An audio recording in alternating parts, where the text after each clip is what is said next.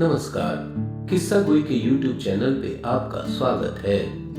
हिंदी में एक से बढ़कर एक कहानियां लिखी गई हैं, जिनमें से कुछ को क्लासिक का दर्जा प्राप्त है। ऐसी ही क्लासिक कहानियों की सीरीज में हम आज लेकर आए हैं यशपाल की लिखी कहानी पर्दा। चौधरी पीर बख्श के दादा चुंगी के महकमे में दरोगा थे। आमदनी अच्छी थी। एक छोटा पर पक्का मकान भी उन्होंने बनवा लिया। लड़कों को पूरी तालीम दी। दोनों लड़के एंट्रेंस पास कर रेलवे में और डाकखाने में बाबू हो गए।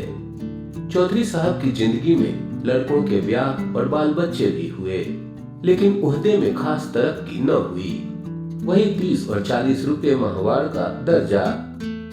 अपने जमाने की याद कर चौधरी साहब कहते, वो भी क्या वक्त थे। लोग मिडिल पास कर डिप्टी कलेक्टरी करते थे, और आजकल की तालीम है कि एंट्रेंस तक अंग्रेजी पढ़कर लड़के 30-40 से आगे नहीं बढ़ पाते। बेटों को ऊंचे ओहदे पर देखने का अरमान लिए ही उन्होंने आंखें मूंद ली। इंशाअल्लाह चौधरी साहब के कुनबे में बरकत हुई। चौधरी फजल कुर्बान रेलवे में काम करते थे। अल्लाह ने उन्हें 4 बेटे और 3 बेटियां दी। चौधरी इलाही बख्श डाकखाने में थे। उन्हें भी अल्लाह ने 4 बेटे और 2 लड़कियां बख्शी। चौधरी खानदान अपने मकान को हवेली पुकारता था। नाम बड़ा देने पर जगह तंग ही रही। दरोगा साहब के जमाने में जनाना भीतर था, और बाहर बैठक में वे मोढ़े पर बैठ नेचा गुड़गुड़ाया करते। जगह की तंगी की वजह से उनके बाद बैठक भी जनाने में शामिल हो गई, और घर की ड्योढ़ी पर पर्दा लटक गया। बैठक न रहने पर भी घर की इज्जत का ख्याल था, इसलिए पर्दा बोरी के टाट का नहीं, बढ़िया किस्म का रहता। जाहिर है दोनों भाइयों के बाल बच्चे एक ही मकान में रहने पर भी भीतर अब सब अलग अलग था। ड्योढ़ी का पर्दा कौन भाई लाए? इस समस्या का हल इस तरह हुआ कि दारोगा साहब के जमाने की पलंग की रंगीन दरियां एक के बाद एक ड्योढ़ी में लटकाई जाने लगीं। तीसरी पीढ़ी के ब्याह शादी होने लगे। आखिर चौधरी खानदान की औलाद को हवेली छोड़ दूसरी जगह तलाश करनी पड़ी। चौधरी इलाही बख्श के बड़े साहबजादे एंट्रेंस पास कर डाकखाने में 20 रुपए की कलर की पा गए। दूसरे साहबजादे मिडिल पास कर अस्पताल में कंपाउंडर बन गए। ज्यों-ज्यों जमाना गुजरता जाता, तालीम और नौकरी दोनों मुश्किल होती जाती। तीसरे बेटे होनहार थे। उन्होंने वजीफा पाया। जैसे तैसे मिडिल कर स्कूल में मुदर्रिस हो देहात चले गए। चौथे लड़के पीर बख्श प्राइमरी से आगे न बढ़ सके। आजकल की तालीम माँ बाप पर खर्च के बोझ के सिवा और है क्या। स्कूल की फीस हर महीने, और किताबों, कापियों और नक्शों के लिए रुपये ही रुपये। चौधरी पीर बख्श का भी ब्याह हो गया। मौला के करम से बीवी की गोद भी जल्दी ही भरी। पीर बख्श ने रोजगार के तौर पर खानदान की इज्जत के ख्याल से एक तेल की मिल में मुंशीगिरी कर ली। तालीम ज्यादा नहीं तो क्या, सफेद पोश खानदान की इज्जत का पास तो था। मजदूरी और दस्तकारी उनके करने की चीजें न थी। चौकी पर बैठते कलम दवात का काम था। 12 रुपया महीना अधिक नहीं होता।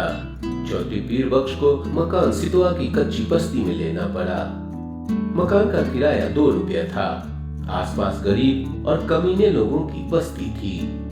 कच्ची गली के बीचों बीच गली के मुहाने पे लगे कमेटी के नल से टपकते पानी की काली धार बहती रहती, जिसके किनारे घास उगाई थी। नाली पर मच्छरों और मक्खियों के बादल उमड़ते रहते। सामने रमजानी धोबी की भट्टी थी, जिसमें से धुआं और सज्जी मिले उबलते कपड़ों की गंध उड़ती रहती। दाईं ओर बीकानेरी मोचियों के घर थे। बाईं ओर वर्कशॉप में काम करने वाले कुली रहते। इस सारी बस्ती में चौधरी पीर बख्श पढ़े लिखे सफेद पोश थे। सिर्फ उनके ही घर की ड्योढ़ी पर पर्दा था। सब लोग उन्हें चौधरी जी, मुंशी जी कहकर सलाम करते। उनके घर की औरतों को कभी किसी ने गली में नहीं देखा। लड़कियां 4-5 बरस तक किसी कामकाज से बाहर निकलती और फिर घर की आबरू के ख्याल से उनका बाहर निकलना मुनासिब न था। पीर बख्श खुद ही मुस्कुराते हुए सुबह शाम कमेटी के नल से घड़े भर लाते। चौधरी की तनख्वाह 15 बरस में 12 से 18 हो गई।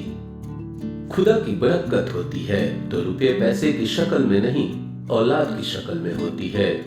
15 बरस में 5 बच्चे हुए, पहले 3 लड़कियां और बाद में 2 लड़के। दूसरी लड़की होने को थी तो पीर बख्श की वालदा मदद के लिए आई। वालिद साहब का इंतकाल हो चुका था। दूसरा कोई भाई वालदा की फिक्र करने आया नहीं। वे छोटे लड़के के यहाँ ही रहने लगी। जहाँ बाल बच्चे और घर बार होता है, 100 किस्म की झंझटें होती ही हैं। कभी बच्चे को तकलीफ है तो कभी चच्चा को। ऐसे वक्त में कर्ज की जरूरत कैसे न हो। घर बार हो तो कर्ज भी होगा ही। मिल की नौकरी का फायदा पक्का होता है। हर महीने की 7 तारीख को गिनकर तनख्वाह मिल जाती है। पेशगी से मालिक को चिढ़ है, कभी बहुत जरूरत पर ही मेहरबानी करते। जरूरत पड़ने पर चौधरी घर की कोई छोटी मोटी चीज गिरवी रखकर उधार ले आते। गिरवी रखने से रुपए के 12 आने ही मिलते, ब्याज मिलाकर 16 आने हो जाते और फिर चीज के घर लौट आने की संभावना ना रहती। मोहल्ले में चौधरी पीर बख्श की इज्जत थी। इज्जत का आधार था घर के दरवाजे पर लटका पर्दा। भीतर जो हो पर्दा सलामत रहता। कभी बच्चों की खींच खांच या बेदर्द हवा के झोंके से उसमें छेद हो जाते तो पर्दे की आड़ से हाथ सुई धागा ले उसकी मरम्मत कर देते। दिनों का खेल। मकान की ड्योढ़ी के किवाड़ गलते गलते बिल्कुल गल गए। कई दफे कसे जाने से पेंच टूट गए और सुराख ढीले पड़ गए। मकान मालिक सुरजू पांडे को उसकी फिक्र न थी। चौधरी कभी जाकर कहते सुनते तो उत्तर मिलता, कौन बड़ी रकम थमा देते हो, 2 रुपये किराया और वह भी 6-6 महीने का बकाया। जानते हो लकड़ी का क्या भाव है, न हो मकान छोड़ जाओ। आखिर किवाड़ गिर गए। रात में चौधरी उन्हें जैसे तैसे चौखट से टिका देते। रात भर दहशत रहती कि कहीं चोर न आ जाए। मोहल्ले में सफेद पोशी और इज्जत होने पर भी चोर के लिए घर में कुछ न था। शायद एक भी साबित कपड़ा या बर्तन ले जाने के लिए चोर को न मिलता। छीनने के लिए कुछ न हो तो भी चोर का डर तो होता ही है। वह चोर जो ठहरा। चोर से ज्यादा फिक्र थी आबरू की। किवाड़ न रहने पर पर्दा ही आबरू का रखवाड़ा था। वह पर्दा भी तार तार होते होते एक रात आंधी में किसी भी हाल में लटकने लायक न रह गया। दूसरे दिन घर की एकमात्र पुश्तैनी चीज दरी दरवाजे पर लटक गई। मोहल्ले वालों ने देखा और चौधरी को सलाह दी, अरे चौधरी, इस जमाने में दरी यूं काहे खराब करोगे, बाजार से ला टाट का टुकड़ा न लटका दो। पीर बख्श टाट की कीमत भी आते जाते कई दफे पूछ चुके थे। 2 गज टाट 8 आने से कम में न मिल सकता था। हंसकर बोले, होने दो, क्या है, हमारे यहाँ पक्की हवेली में भी ड्योढ़ी पर दरी का पर्दा ही रहता था। कपड़े की महंगाई के इस जमाने में घर के 5 औरतों के शरीर से कपड़े जीर्ण होकर यूं गिर रहे थे जैसे पेड़ अपनी छाल बदलते हैं। पर चौधरी साहब की आमदनी से दिन में एक दफे किसी तरह पेट भर सकने के लिए आटे के अलावा कपड़े की गुंजाइश कहाँ। खुद उन्हें नौकरी पर जाना होता। पजामे में जब पैबंद संभालने की तान न रही, मार्किन का कुर्ता पजामा जरूरी हो गया, पर लाचार थे। गिरवी रखने के लिए घर में जब कुछ भी न हो, गरीब का एकमात्र सहायक है पंजाबी खान। रहने की जगह भर देखकर वह रुपया उधार दे सकता है। 10 महीने पहले गोद के लड़के बरकत के जन्म के समय पीर बख्श को रुपये की जरूरत आन पड़ी। कहीं और कोई प्रबंध न हो सकने के कारण उन्होंने पंजाबी खान बब्बर अली खान से 4 रुपये उधार ले लिए थे। बब्बर अली खान का रोजगार सितवा के उस कच्चे मोहल्ले में अच्छा खासा चलता था। बीकानेरी मोची, वर्कशॉप के मजदूर और कभी कभी रमजानी धोबी भी बब्बर मियाँ से कर्ज लेते रहते। कई दफे चौधरी परी बख्श ने बब्बर अली को कर्ज और सूद की किस्त न मिलने पर अपने हाथ के डंडे से रीनी का दरवाजा पीटते देखा था।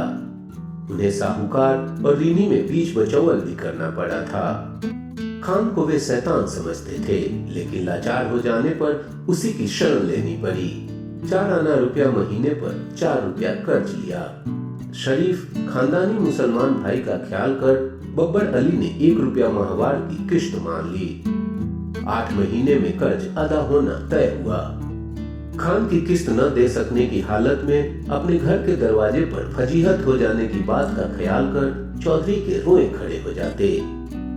7 महीने फाका करके भी वे किसी तरह से किस्त देते चले गए। लेकिन जब सावन में बरसात पिछड़ गई और बाजरा भी रुपए का 3 सेर मिलने लगा, किस्त देना संभव न रहा।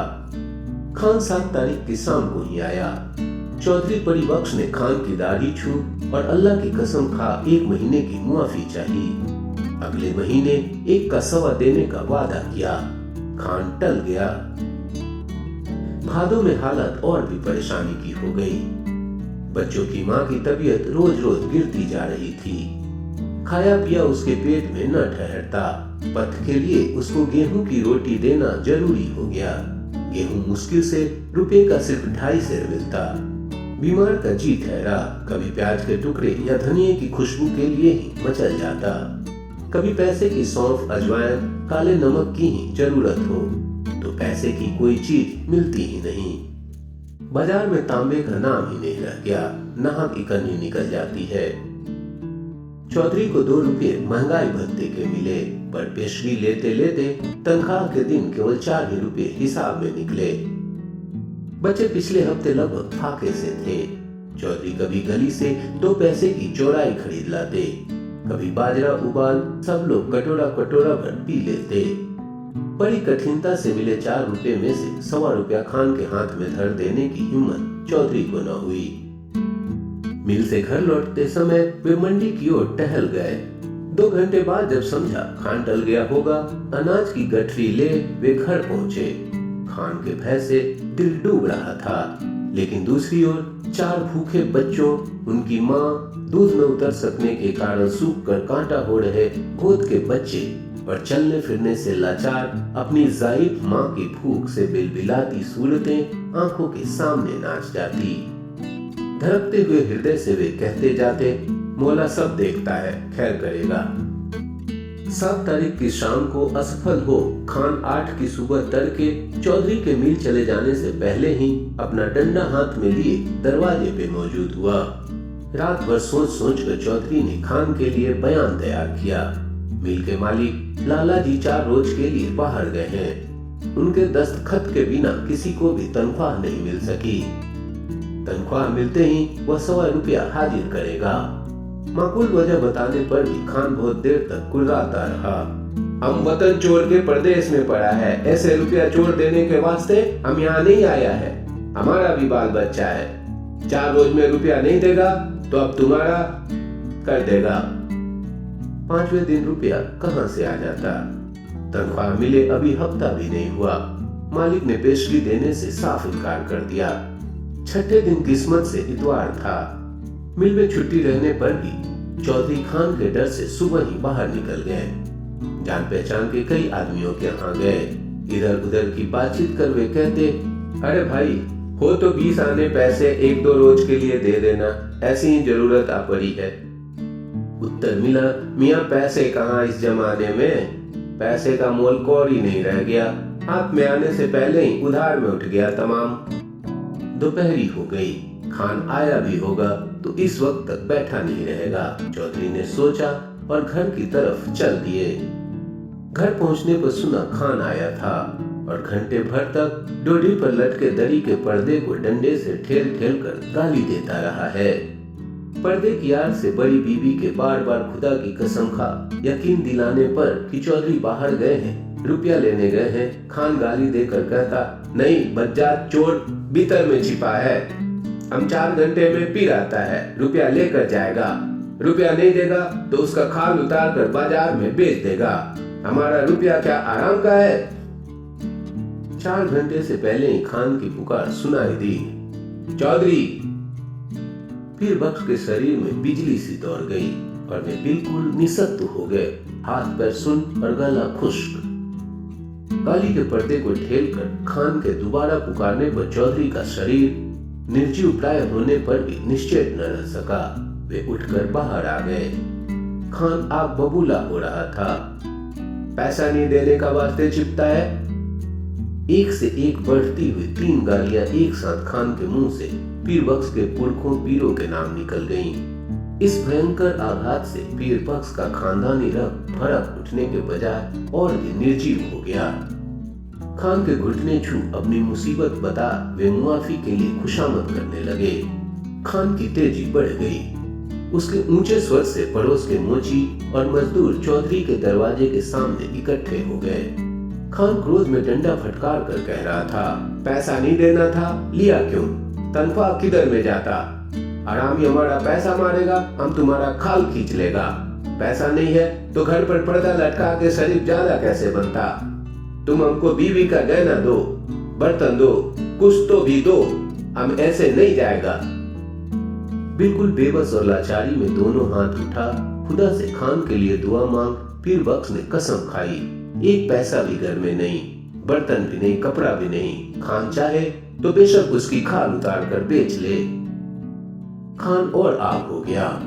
हम तुम्हारा दुआ करेगा? तुम्हारा खाल क्या करेगा? उसका तो जूता भी नहीं बनेगा। तुम्हारा खाल से तो यह टाट अच्छा। खान ने ड्योढ़ी पर लटका दरी का पर्दा झटक लिया। ड्योढ़ी से पर्दा हटने के साथ ही जैसे चौधरी के जीवन की डोर टूट गई। वह डगमगाकर जमीन पर गिर पड़े। इस दृश्य को देख सकने की ताक चौधरी में न थी, परंतु द्वार पे खड़ी भीड़ ने देखा घर की लड़कियां और औरतें पर्दे के दूसरी ओर घटती घटना के आतंक से आंगन के बीचों बीच इकट्ठी हो कांप रही थी। सहसा पर्दा हट जाने से औरतें ऐसे सिकुड़ गईं जैसे उनके शरीर का वस्त्र खींच लिया गया हो। वह पर्दा ही तो घर भर की औरतों के शरीर का वस्त्र था। उनके शरीर पर बचे चित्रे उनके 1/3 अंग ढकने में भी असमर्थ थे। जाहिर भीड़ ने घृणा और शर्म से आंखें फेर ली। उस नग्नता की झलक से खान की कठोरता भी पिघल गई। ग्लानि से थूक पर्दे को आंगन में वापस फेंक क्रोध निराशा में उसने लाहौल विला कहा और असफल लौट गया। भय से चीख कर ओट में हो जाने के लिए भागती हुई औरतों पर दया कर भीड़ छट गई। चौधरी बेसुध पड़े थे। जब उन्हें होश आया, ड्योढ़ी का पर्दा आंगन में सामने पड़ा था, परंतु उसे उठाकर फिर से लटका देने का सामर्थ्य उनमें शेष न था। शायद अब इसकी आवश्यकता भी न थी। पर्दा जिस भावना का अवलंबन था वह मर चुकी थी।